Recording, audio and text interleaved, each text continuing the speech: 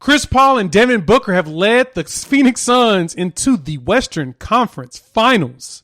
Did y'all expect it? We'll talk about it. All coming up. Just a minute.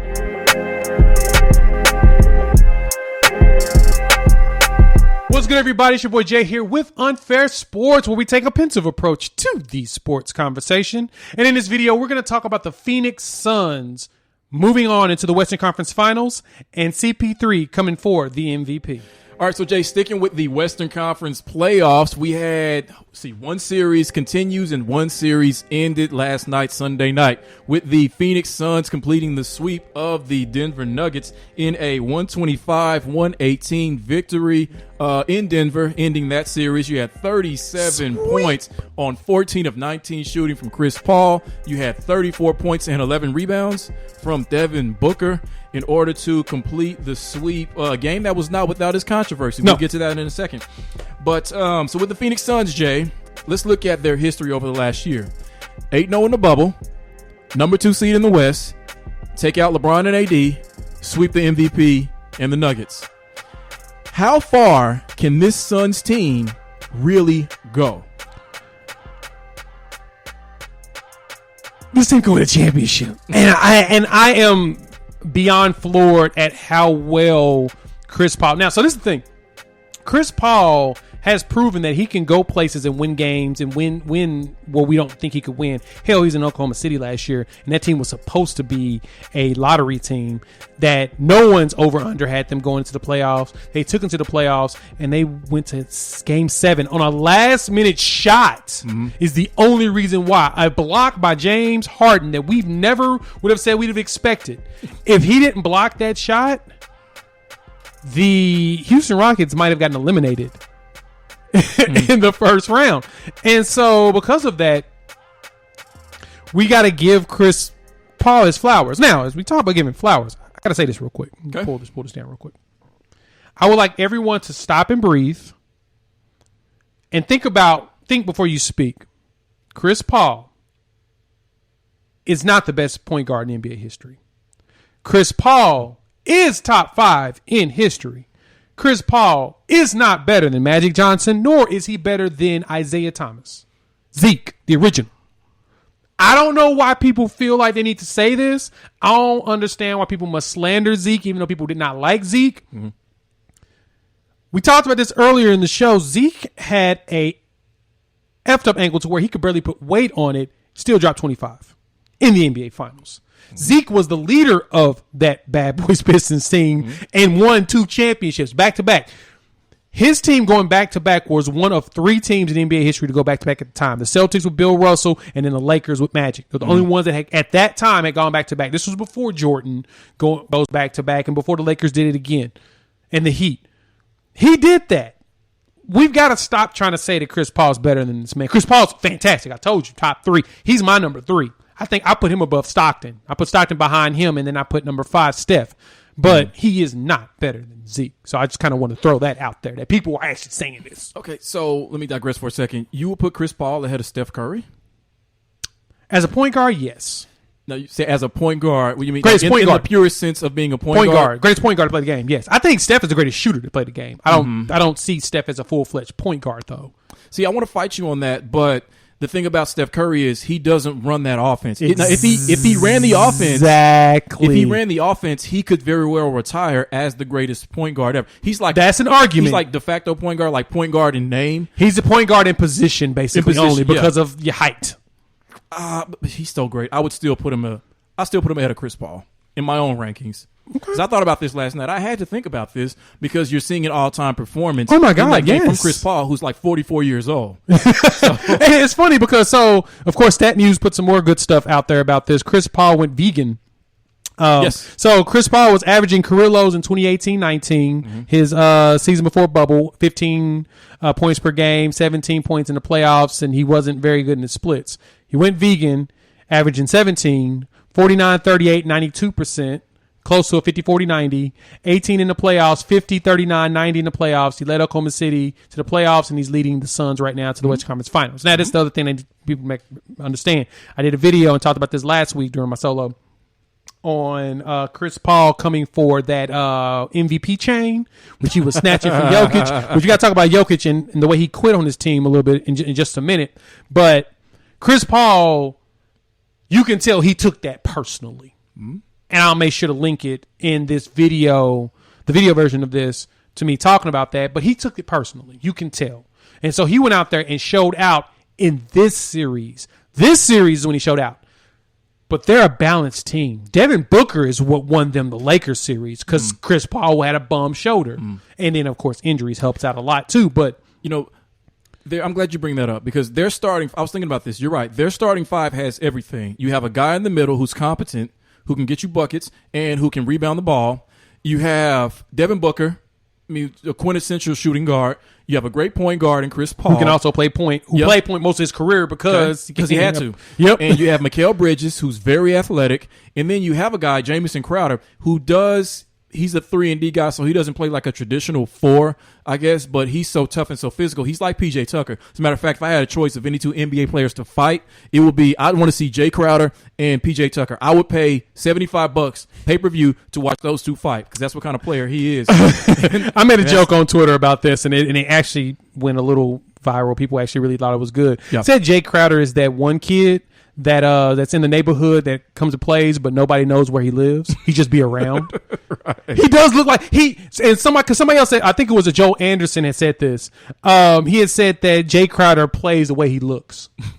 Yeah, he does. He does. It's just something about him. He's got that scrappiness, that griminess to his game, even though he's really not a grimy person. He doesn't actually come across as that. But he looks like it with the dreads and everything. He just looks like some random kid that's always in the neighborhood, which I appreciate.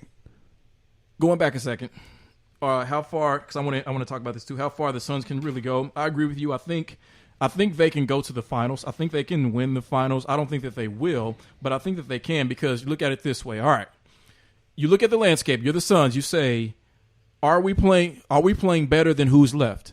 So you look at the Clippers. I would say barely. Yes, they're playing better than the Clippers, even though the Clippers have been down 0-2 each round this playoffs. Yep. Are we playing better than the Jazz? Clearly. Are we playing better than the Sixers? I would say yes. Better than the Hawks? Yes. Better than the Nets or what the Nets are about to start playing like? Yes. And better than the Bucks? I shrug. I would say barely yes. So then from there, you project who you're most likely to meet. So I say you project to meet the Clippers in the Western Conference playoffs. We just said that you're playing better than them, so you got to feel confident about that. Or in the East, most likely the Bucks or the Nets. Whoever wins that series is probably going to come out of the East, and you feel like you're playing better than them. So the conclusion is, yes, we can win the finals. I never thought I'd hear myself say that about a Phoenix Suns team, but having a player like Chris Paul, who honestly probably was the MVP of this season, I don't know exactly how Jokic stole the narrative. I think primarily is because he played every game this season, which is phenomenal when you have guys load managing all over the place. But yes, I agree with you. Phoenix can win the finals. Let's go ahead. That is amazing to say. It is. And I'm glad that they have the opportunity of doing something that Charles Barkley could not do when he was down there in those great teams with him and Thunder, Dan Marley, Kevin Johnson, etc., so on and so forth.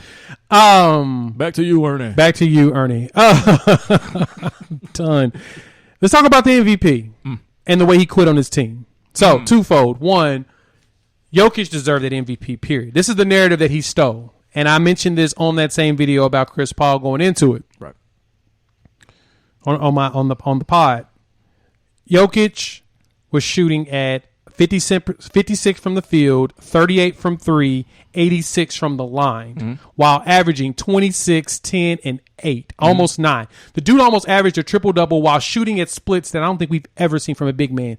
A big man that shot an average of 3.5 threes per game. So it wasn't him shooting one every once in a while. The dude was averaging 3 threes a game. Jokic deserved that MVP because as I mentioned, we talked about this before, and this is the way that like a LeBron or any of these players that won an MVP trophy, this is how you win it. You got to do it in one of 4 ways. It's all about narrative. It's all about the story. Yeah. You have to be the best player, bona fide best player on the most dominant team in the season. That's one. That's how Giannis won his. Okay. His team was the most dominant, so he was the best player on the most dominant team. Give us a historical feat. Something that we've never seen before. Russell Westbrook's triple doubles. James Harden averaging 40 points over like a 15-point run. Jokic putting up splits we've never seen before. You got to have something like that. And then outside of that, you just got to be great. You got to be great in general. So if you want to win MVP, you got to do something that you've never done before as well. That's your third one. You got to do something you've never done before. And then outside of that, you've got to break a historical record.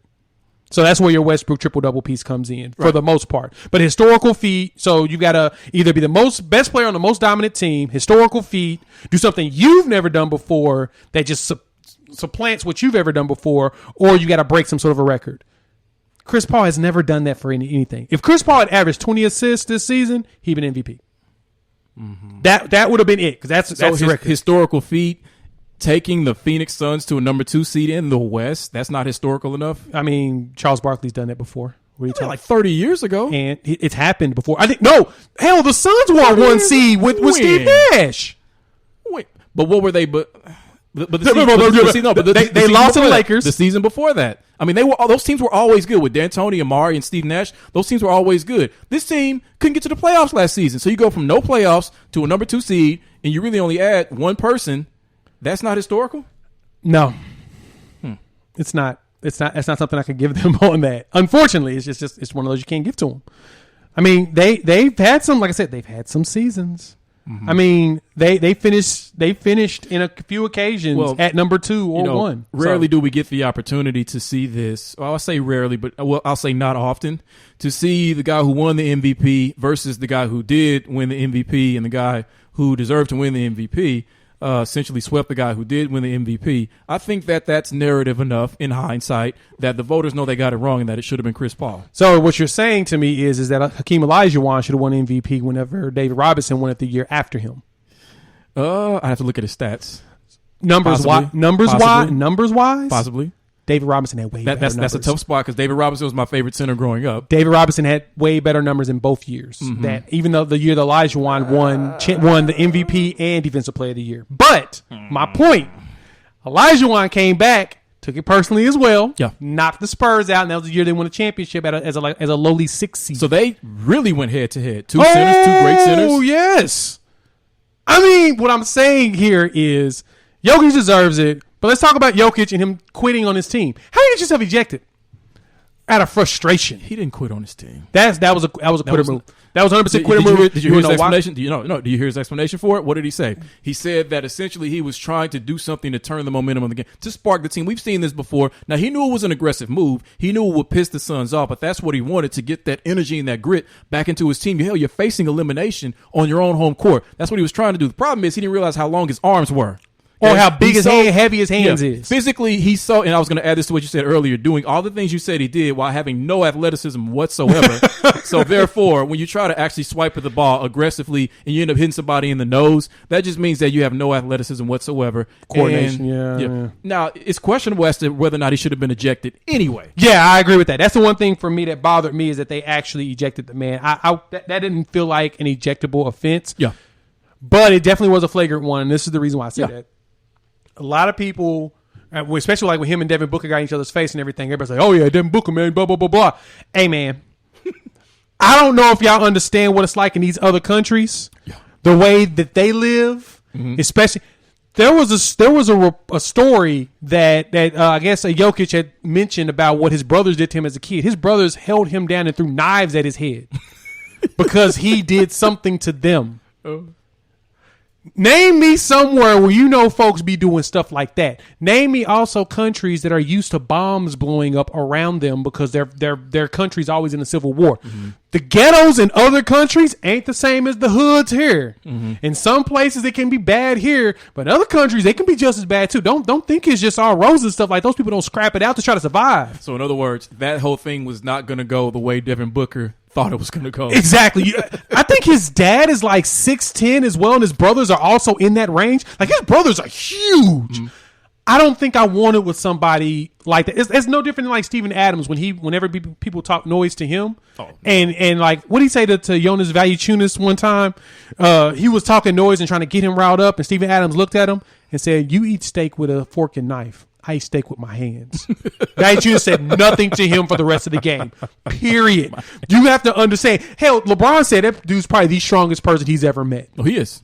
And that's my point. When it comes to a player like Jokic, you got to be careful when they come from the scrappiness and they got like 9 and 10 siblings and they all work on the farm together. Mm-hmm.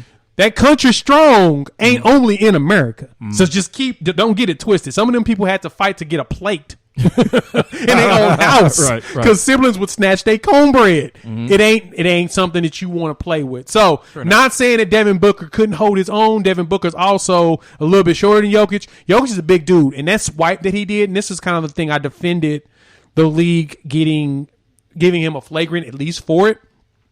He has some big ass hands, and his hands are heavy. Like I said, country strong guys. Brett Favre can go out and probably play quarterback right now and still have the same rocket. Country strong. That strength of pulling hay and fighting cows and chasing lions and away from you. That's not something you want to underestimate. Those people are not somebody you want to be trifled with. Fair enough. Let's not play that game. But I know Devin Booker, raised in Grand Rapids, spent his most of his high school career in Mississippi. He shows us that he's got that Mississippi-ness to him. So he's not somebody to trifle with either.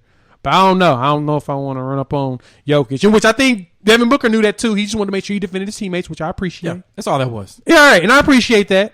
But he probably also looked at Jokic and was like, I ain't trying to fuck this big mouth. Jay, get over here. Crowder. Get him. Crowder.